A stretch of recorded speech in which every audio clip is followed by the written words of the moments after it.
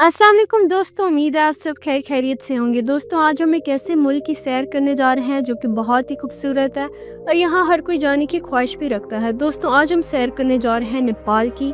नेपाल बहुत ही खूबसूरत मुल्क है, लेकिन जो आज की सूरत हाल है, नेपाल एक पहाड़ी मुल्क जहाँ हिमालय की बर्फीली चोटियों से लेकर घने जंगलात और कुदरती खूबसूरती का समंदर बसता है।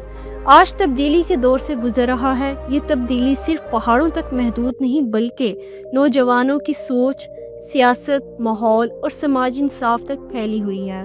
तो दोस्तों, अगर बात करें सियासत और एहतजाज की, नौजवानों ने सोशल मीडिया बैन, बदअनवानी, रोजगार के मौके की कमी और सियासी अशरफिया के गरीब हाल अवाम से अलहदा होने के खिलाफ सड़कों पर आवाज़ उठाई।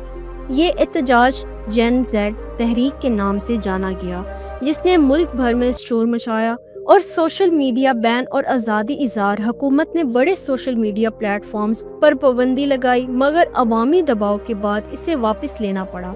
लोगों ने इस पाबंदी को इजहार राय पर हमला समझा।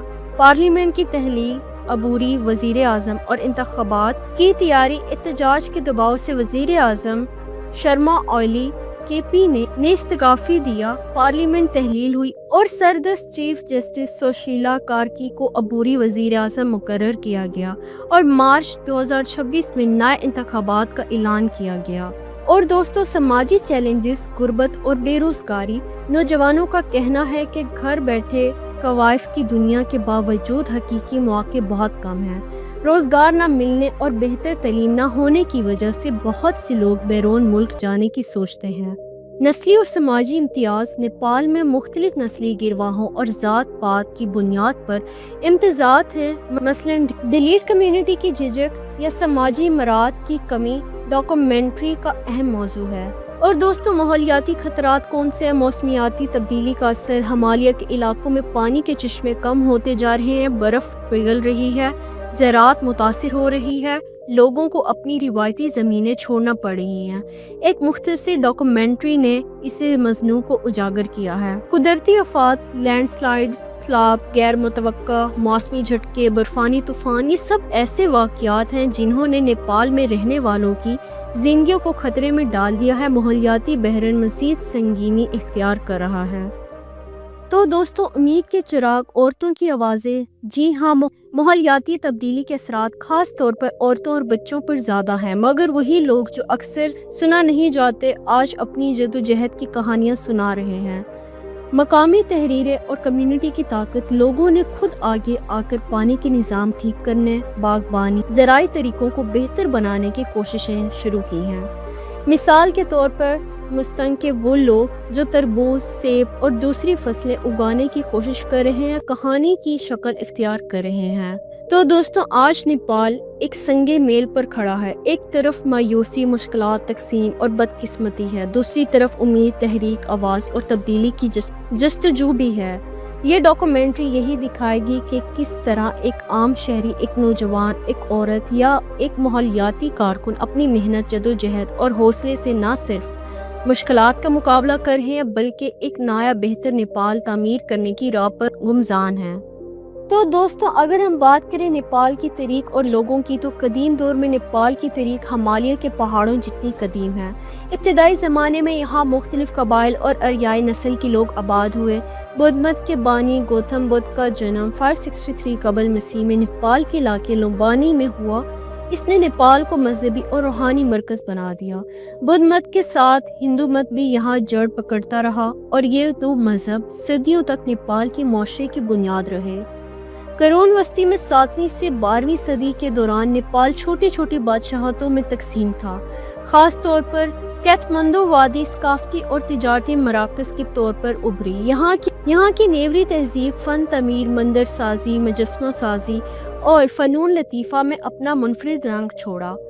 फिर माला ख़ानदान ने नेपाल पर हुकूमत की, जिन्होंने शिकार, महालत, मंदिरों और चौपालों की तामीर की। इस ज़माने में नेपाल हिंदुस्तान, तिब्बत और चीन के दरमियान एक अहम तिजारती रास्ता बन गया। जदीद दौर में 18वीं सदी में परथोई नारायण शाह ने नेपाल को मुत्तहिद किया और मौजूदा सल्तनत की बुनियाद रखी। इसके बाद नेपाल ने अपनी आज़ादी बरकरार रखी, लेकिन बरतानवी हिंद ने असरात से भी मुतासिर हुआ।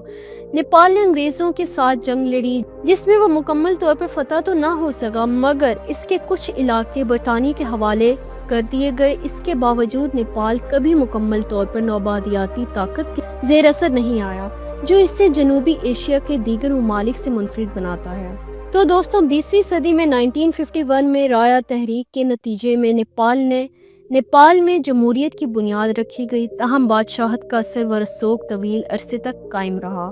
1990 में जमहूरी इस्लाहत आइन और 2008 में बलाखिर बादशाहत ख़त्म करके नेपाल को वफाकी जमहूरियत करार दिया गया। और दोस्तों अगर कौमियत लिसानी तनू की बात करें तो नेपाल में तकरीबन 120 से ज़ाहिद नस्ली गिरवा और 100 से ज़्यादा ज़बानें बोली जाती हैं। बड़े नस्ली गिरवाहों में नेवरी, गोरका, मागरी, तहवार, तमंग और शिरपा शामिल हैं और मज़हब अक्सरियत हिंदू है। तकरीबन 80% लोग बुद्ध मत, इस्लाम और दीगर अकायद के मानने वाले भी मौजूद हैं। कल्चर और रिवायतें नेपाली लोग त्योहारों को बड़े जोश से मनाते हैं, जैसे दशीन, त्योहार और होली, रक्स, मौसीकी और रंगारंग लिबास उनकी पहचान है। मेहमान नवाजी और सादगी में नेपाली अवाम अपनी खुश इखलाकी और मेहमान नवाजी के लिए मशहूर हैं और अलमी पहचान में नेपाल को दुनिया भर में सबसे ज़्यादा इसकी कुदरती खूबसूरती और माउंट एवरेस्ट के लिए जाना जाता है। नेपाली कोपेमा खुसूसन शेरपा कम्युनिटी दुनिया भर के कोपेमाओं के लिए रहनुमाई का किरदार अदा करते हैं। नेपाल एक ऐसा मुल्क है जो सदियों पुरानी तहजीब, मतनू कौमियतों और मजबूत अवामी जज्बे के साथ आज भी अपनी शनाख्त कायम रखे हुए है। ये कौम अपनी सादगी, मजहबी रवादारी और मेहनत से दुनिया को ये पैगाम देती है कि छोटे ममालिक भी बड़ी तरीक और अजीम लोग रखते हैं। और दोस्तों अगर नेपाली अवाम का तर्ज़ ज़िंदगी देखें तो दही ज़िंदगी में नेपाल की ज़्यादातर आबादी देहातों में रहती है। घरों की साख्त सादा मिट्टी और पत्थरों से होती है। लोग सुबह सवेरे खेतों या मौशियों की देखभाल के लिए निकल जाते हैं। शहरी लोग कारोबार, दफ्तर और तालीम से जुड़े हैं। फैशन, मौसीकी, सोशल मीडिया और जदीद टेक्नोलॉजी ने नौजवानों की तर्ज़ ज़िंदगी को बदल दिया है। सकाफ़त और अदावत रोज़मर्रा ज़िंदगी में रिवायती खाने अहम है, मसलन दाल भात, गोश्त के सालन, गंदम या मकाई की रोटी त्यौहार ज़िंदगी का लाजमी हिस्सा है। और अगर इनके काम की बात करें तो ज़राअत, सियाहत और कोपेमाई, हुनर और दस्तकारी, मजदूरी और बैरून मुल्क काम।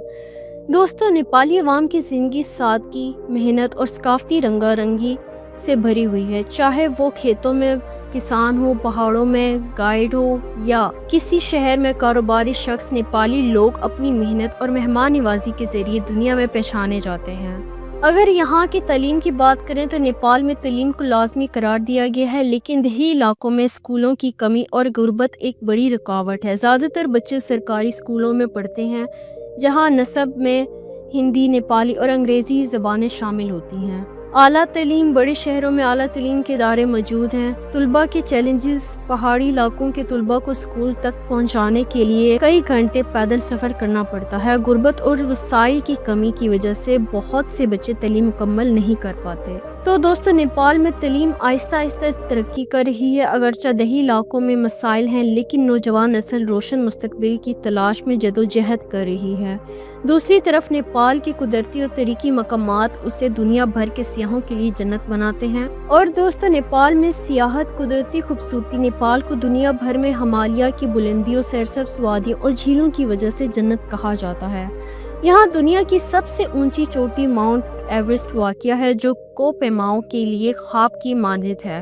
पोखरा और काठमांडू वादी अपनी कुदरती और सकाफ़ती खूबसूरती के बायस मशहूर है। तो दोस्तों नेपाल सियाहों के लिए एक दिलकश तजुर्बा है, जहाँ कुदरती हुस्न, तरीकी, वारसा और एडवेंचर सब कुछ एक साथ मिलता है। चाहे कोई ज़ाहिर बौद्ध मत के मुक़द्दस मकामात देखने आए या महम जोई के शौक़ में एवरेस्ट को सर करने, नेपाल हर एक को यादगार सफ़र फराहम करता है।